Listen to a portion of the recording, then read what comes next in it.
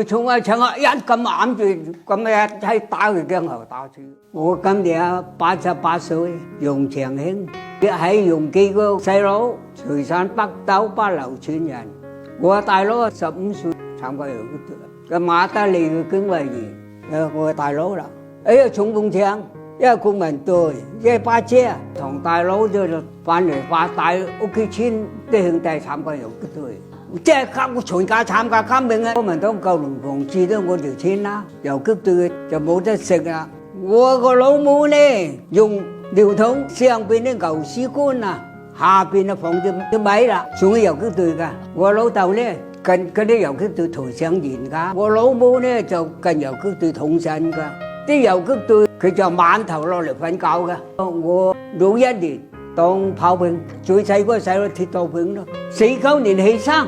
最後一場仗啦，叫我遊擊隊帶到隻馬達利亞，講嗰啲群眾要求打神州，佢個自製行嗰個炮樓啊，話俾啲竹炮眼啊，竹珠簾就睇唔到。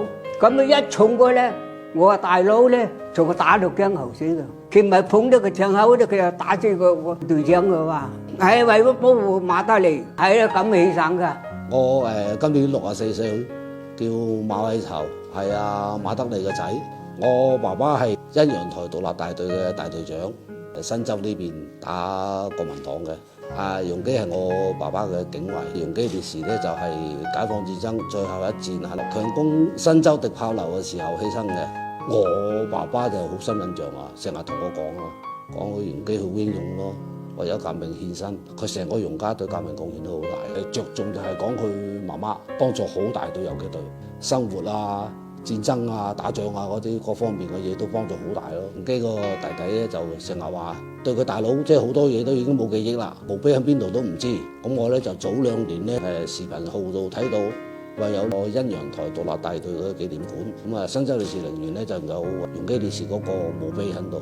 咁咧就同阿三叔聯繫，咁啊一齊過嚟睇睇。咁佢哋你哋地方政府好重視呢方面嘅嘢，係睇到都好感動。